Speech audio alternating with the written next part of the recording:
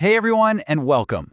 We're going to take a look at some of the most basic shapes out there. Shapes you see every single day, probably without even thinking about it. But trust me, by the end of this, you're going to start seeing them absolutely everywhere.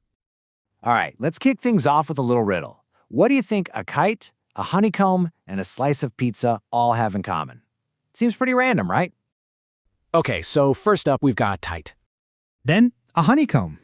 And of course, a slice of pizza. Got any guesses? The answer is they are all polygons. Now I know that's a word you've probably heard before, maybe back in math class, but what does it actually mean? Let's dive in and break it down. So to really get a handle on this, you gotta know the rules of the game, so to speak. There are a couple of really simple things a shape has to do to get into the Polygon Club. Okay, so the fancy official definition is a plane figure described by a closed polygonal line. Sounds complicated, but it's not, I promise. Plane figure just means it's flat, 2D. And closed polygonal line? All that means is it's made up of straight lines that all connect and defend with no openings. So this makes it super clear what isn't a polygon. See that open shape? Not closed, so it's out. And that one with the curve? Nope, that's out too. Polygons have to have straight sides. So the two big rules are super simple. Straight sides, and it has to be completely closed.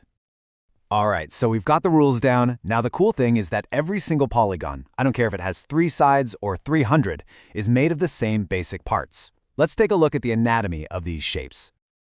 First up, the most obvious part, the sides. These are just the straight lines that make up the outline of the shape. And where the sides meet, those are called vertices. It's really just a fancy word for corners. So a triangle has 3 sides, and yep, 3 vertices.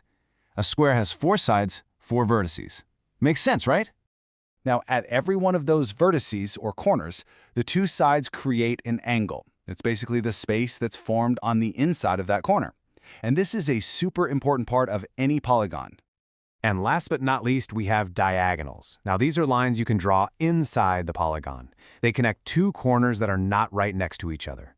Think of it like drawing a line that cuts right across the shape from one corner to another. So, there you have it, the basic building blocks. But here's the thing, not all polygons look the same. And one of the biggest ways we tell them apart is by looking at how, well, perfect they are. This basically splits them into 2 big groups. You've got your regular polygons. These are the perfectly symmetrical ones, where every side is the exact same length and every angle is the exact same size. Then you've got your irregular polygons, which are kind of the wild ones. Their sides and angles can be all over the place.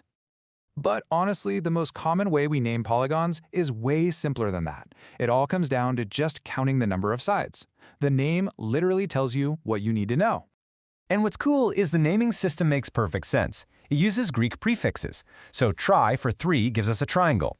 Quad means 4, so we get a quadrilateral. Penta is 5, that's a pentagon. Hexa is 6 for a hexagon. You see the pattern, right? Now, with that in mind, let's circle back to our little riddle from the beginning. That slice of pizza, 3 sides. It's a classic triangle. And the kite? 4 sides, making it a quadrilateral. Squares and rectangles are probably the most famous members of this family. A shape with 5 sides? That's a pentagon. And yeah, you can even spot them in things like the design of some swimming pools. And that brings us back to the honeycomb. Each of those little cells is a perfect 6-sided hexagon.